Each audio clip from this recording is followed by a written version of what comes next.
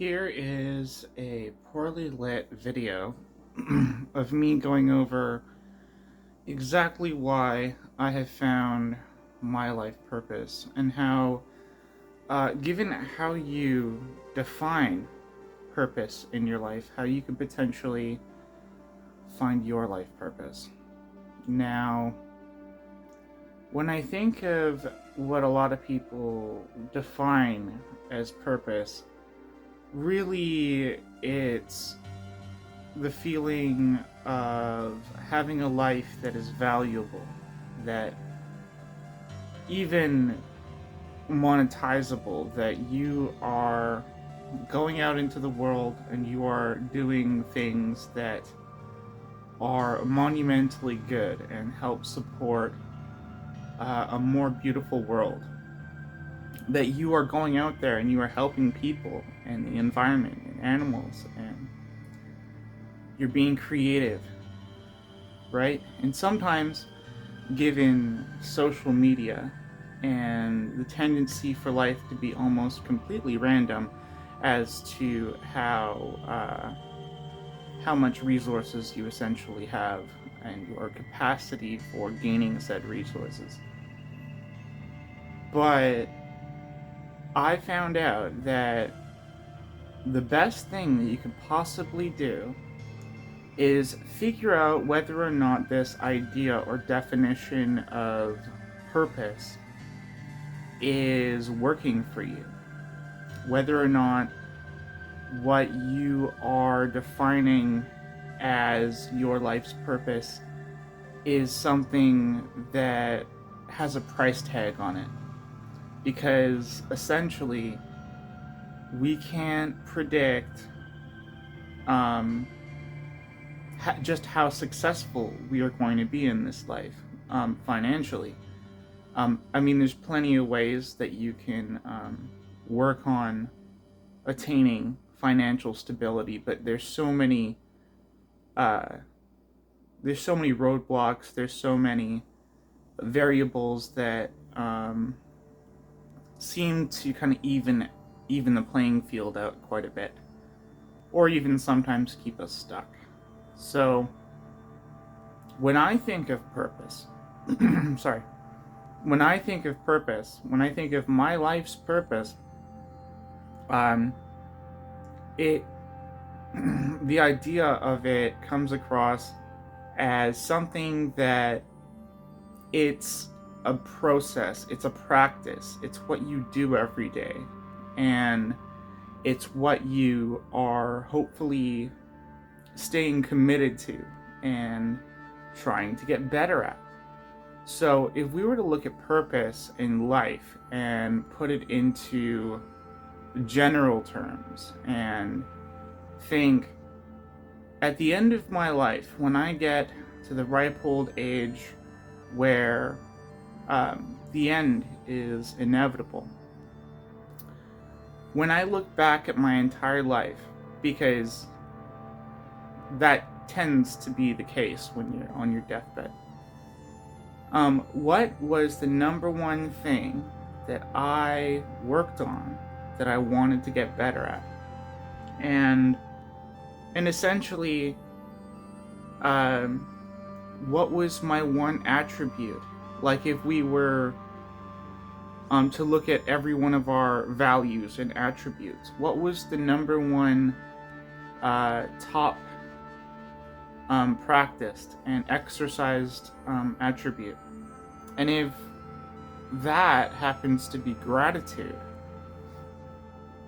think about all of the world and how we're always essentially told that what we do isn't good enough in every respect, even though it's arbitrary.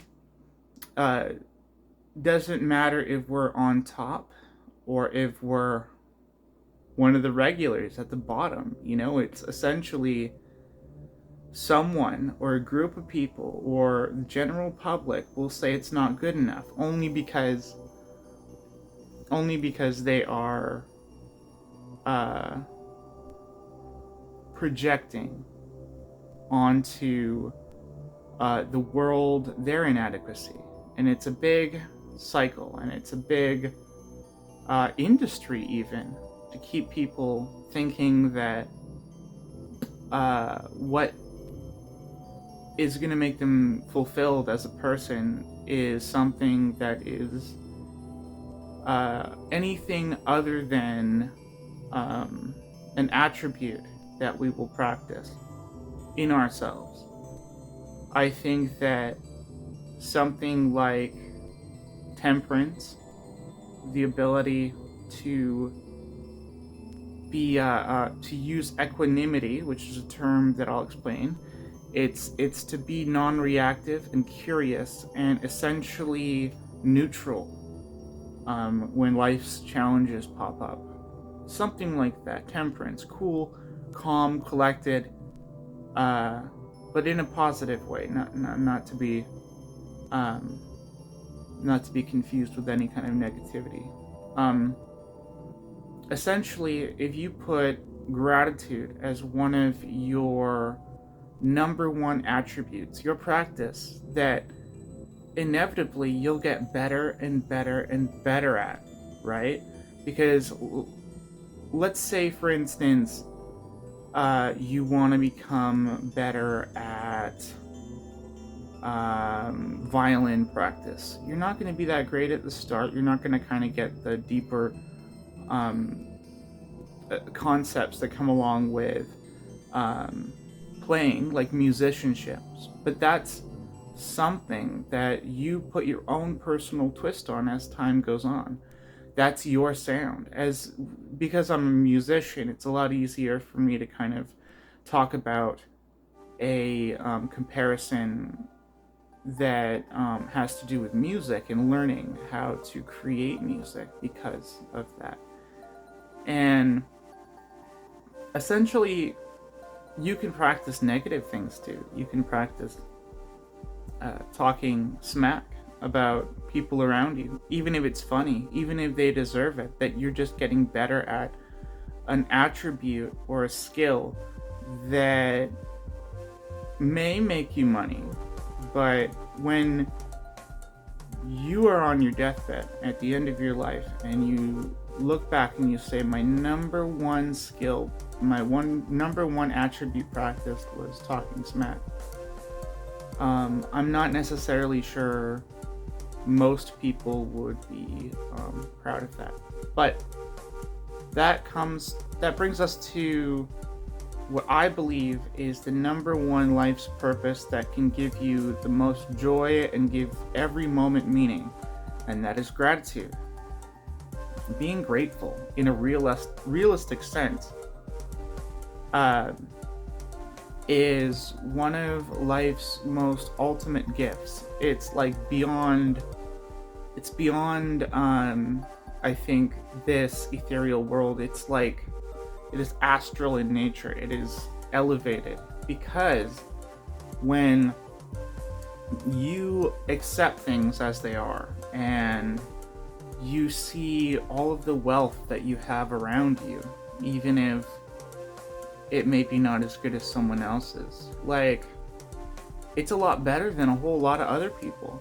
And if you can stop and say, my health is okay, maybe it's not the best, but it's okay. I can live my life. Maybe I have running water, I have access to healthcare, all these things. And if don't necessarily dwell on the things that you don't have, but just practice. That's my main thing. If I'm gonna spend my life practicing any kind of ability, any kind of attribute or value that I have, and I become extremely good at accepting things the way they are and being grounded in an appreciation for this absolute miracle that is life. Now, it's easy to say that from my perspective, but I think even though other people around the world may be having an absolute horrible time, that as cold as it sounds, that gratitude still is something that if you practice it and you get better at it, that your life will become something that is divine, right? That's my way of looking at it. And comparison isn't the worst thing in the world as long as you're comparing with a purpose. You're not just focused on seeing other people's attributes and not seeing their flaws, and then looking at all your flaws and not seeing your attributes. I think that if you want to accomplish something, like getting back to music, if I see someone and I think, oh man, they're doing something that I haven't done and they're doing it so much better, you know, that's a call to action. That's a call to action. That's inspiration, you know, and it's just based on your perspective, how you look at the situation, half full, half empty, or even gratitude. If you get good at gratitude, you have a cup.